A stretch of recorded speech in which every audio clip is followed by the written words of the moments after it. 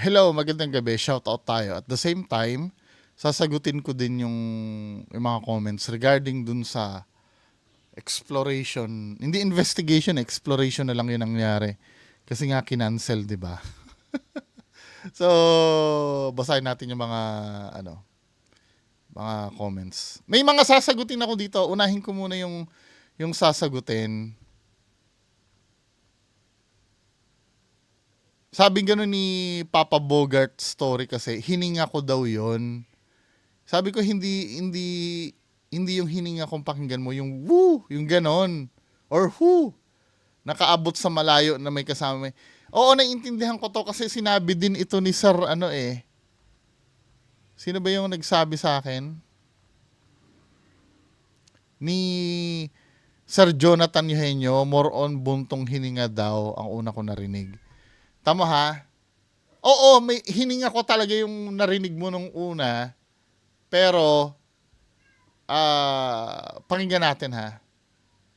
Meron sa background na faint na, kaya nga, ginaya ni Sir, ano nga name ni Sir, kasama sa Retzel? Ni Sir Jomar, ginaya din niya tinan mo ha. Sana ba yon? Kasi may hinga talaga ako. Gumaganon ako. Tama ha. Tama ha. Hininga ko, wait lang.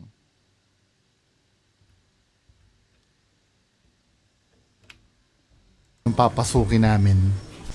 So, ito daw yung naval. Gagawin kong 200% yung volume para headset dapat kasi yung gagamitin niyo para talagang maririnig niyo yung pero feeling ko hindi paranormal yun pero galing sa loob yung sound.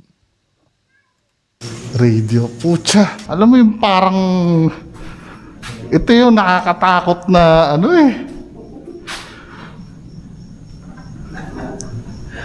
fuck.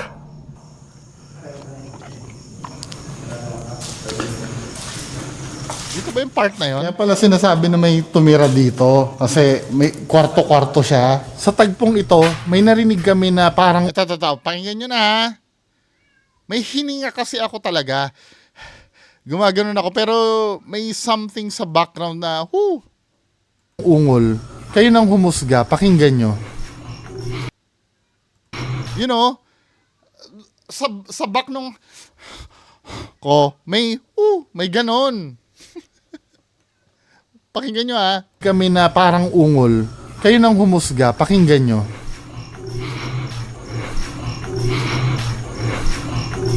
Diba? May ganon. Hindi yung hinga ko. Naririnig nyo talaga yung hinga ko. Sa second camera, pakinggan mo.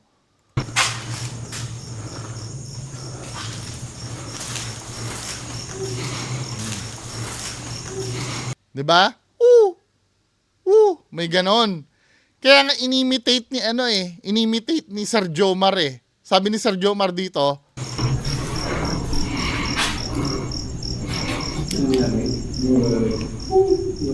di ba? Hindi mo narinig. Narinig yung ganon. Dahil kung hininga ko lang yun, hindi nila maririnig yun. Dahil malapit ako sa microphone at sa camera Okay na? Hindi yung ganon ko. Parang baboy naman yun. Hindi yung ganon ko. Within those, ganon ko may ganon sa background. Yun ang hindi napapansin ng mga nag-comment. Dapat pala finul blast ko yung volume. Pakinggan nyo. Tamo ha? Nyo.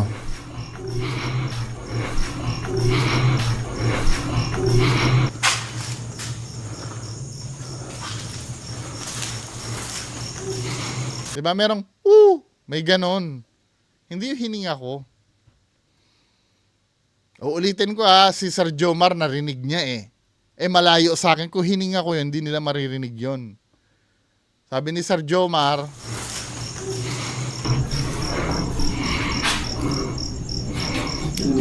hindi mo narinig. Hindi mo narinig yung ganon. Inimitate niya kung ano yung narinig.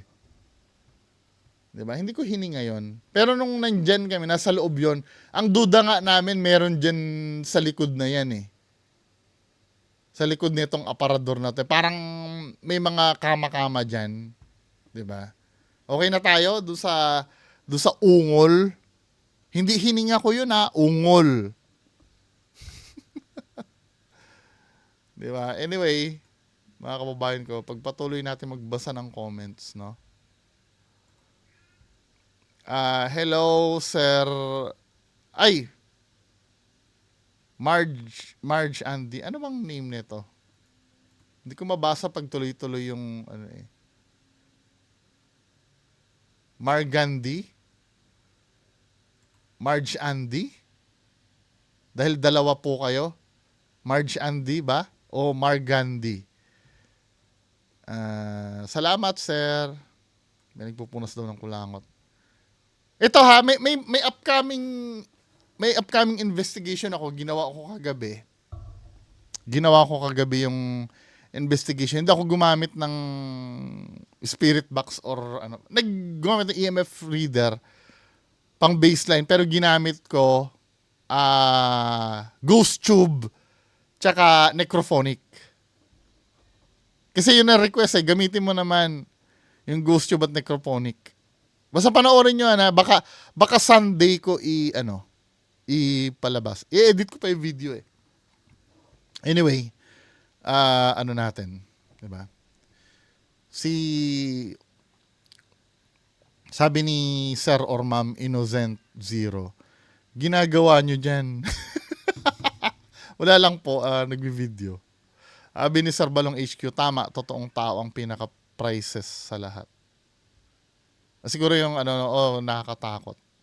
Kasi sinabi din sa amin nung inano namin, may nakatira daw talaga doon. Siguro doon sa hindi namin, yung bandang huli kasi, may in-exploran sana kami. Sabi ni Sir Ratzel, wag na daw ituloy. Hindi na namin tinuloy. Kasi baka nga naman, biglang may panaksak yon na di ba? Tsaka puro squatter yung gilid. Puro squatter. Yung mga, alam mo yung mga barong-barong na pinagtagpi-tagpi. Kasi siguro yung lupa na yon walang nakatira.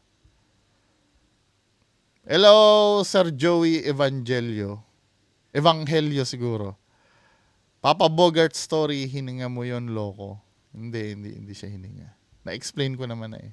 Hello, Ma'am Lin Sudo. Dami ko daw ilaw. Isa lang ang ilaw ko, ma'am. Yung flashlight lang.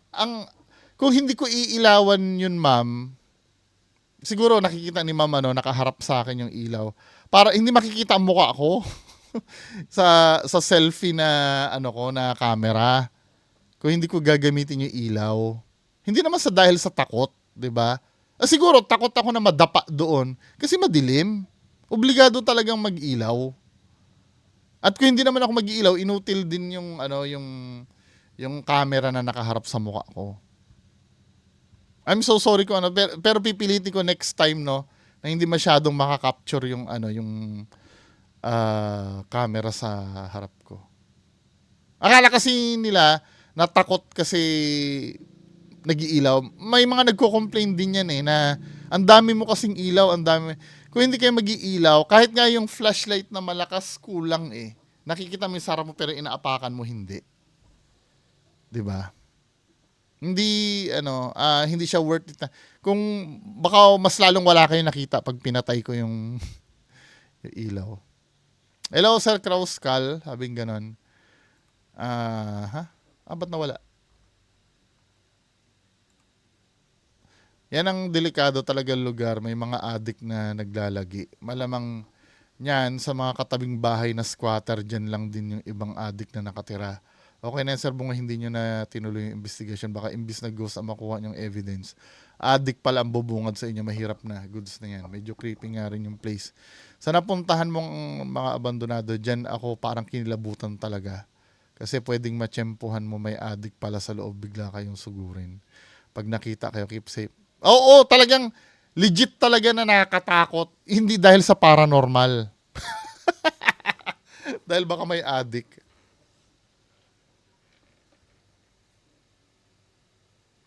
Hello, Ma'am Lynn Sudo. King Tan, hello. Sabi nga ni Sir Momong, ito yung sinusundan ko yung mga ghost hunting adventures. Kahit skeptic ako man, di rin pupunta ng mag-isa dyan. Baka bigla lang may manggugulat o lilitaw na taong anumang elemento. Kasi ang napansin ko, dapat gawin talaga, may pumunta tang maaga sa lugar para maklear yung lugar na masigurado muna na walang tao doon o walang nakatira. Kasi kadalasan ang ginagawa ng mga ghost hunter on the spot gabing pupunta doon, yung biglaan. Dapat may preparation kakadating din kasi ni sa Retzel. Siyempre, ayaw na may masayang na oras. Pero mas maganda sana kung maaga pa lang nandoon na para may preparasyon. Kasi pag biglaang ganun kasi, delikado talaga yun.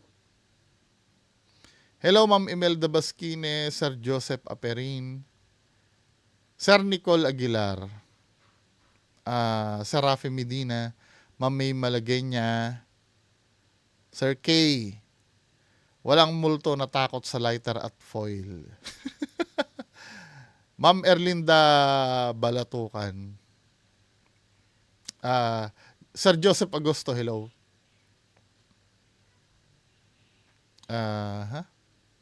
Sabi ni Ma'am or Sir Iksetenin, moral of the story, matakot ka na sa buhay kaysa sa multo. Ma'am Rose Valenzona, Sir Jonathan Eugenio, sabi ko na more of buntong hininga ang una kong narinig. Ingat din sa pagpasok sa mga abandoned structure kahit concrete yan, pwede mag-collapse. Anytime, especially sa second level and up, medyo eerie yung hallway. Sa dami ng vandals, halata naman pugad ng bisyo. Yes, abort na kaysa maging history na lang kayo. Sabi ni Sir Ronsky, Sir Bungo, may nakatayo kanina sa harap mo na figure after mo sabihin na yung panira ng moment ang video kay. Tingnan ko nga to. Sige, titingnan ko. Sabi gano'n ni Gigi. Gigi ba name nito? O ni Gigi? Tiyanak na pusa yun, Sir Bungo. Bungo at sa mga vlogger katakot, inform mo rin kay Boss Rino. Mumukbangan ni Boss Rino yun. May mga addict dun Diba? Baka mamaya nagmumukbang sila doon, puntahan sila ng addict o ano. Hindi, sabihin nyo kay Boss Rino, nakikita sa Google Map yun yung naval, old naval radio station sa Tarlac.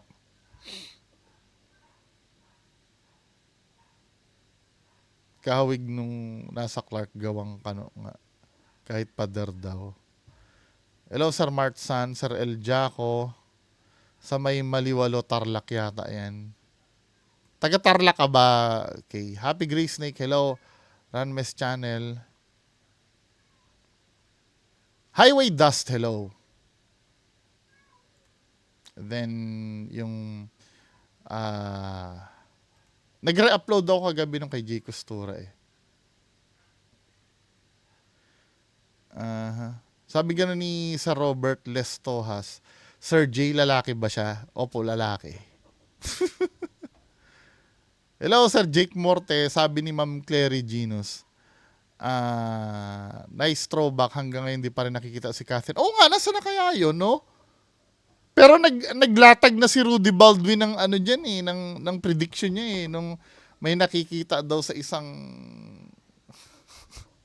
sa ano ba yun, yung may dagat daw, may lumang bahay na bato, gumagano. Pero hindi niya naman dinirektang si Catherine Camilon yun.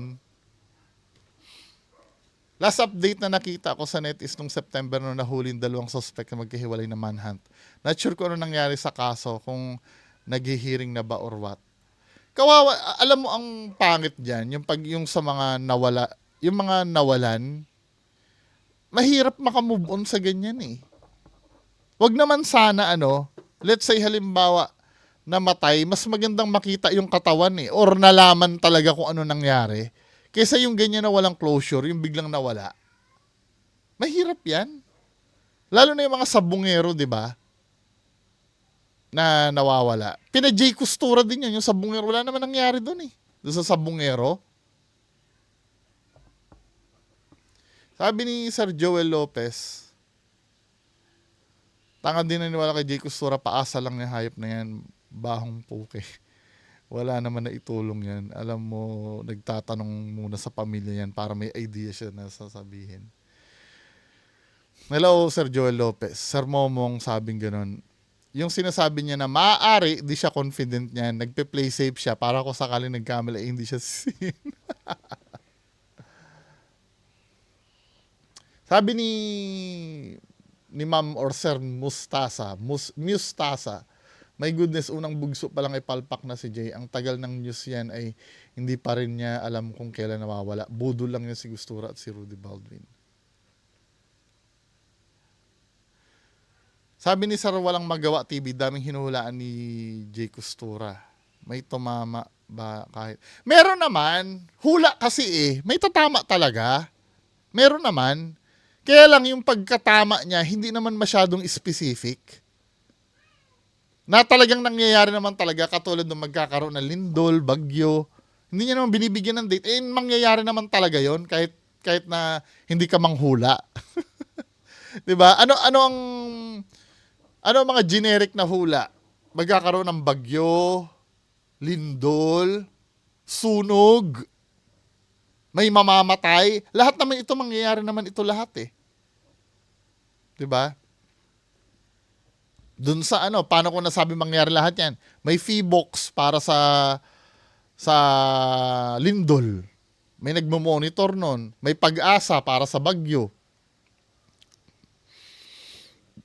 May Bureau of Fire tayo na nagmo-monitor sa sunog. 'Di ba? May pulis tayo para sa krimen. 'Di ba? Kaya nga tinatag yung mga ahensya na yan dahil alam natin na mangyayari talaga yung mga yan. Yung mga kahit walang J Costura, alam natin na mangyayari yan. Ang tanong nga kung kailan. Yun ang pinaka-importanting element doon eh. Pag nag-predict ka, kailangan bigyan mo ng date.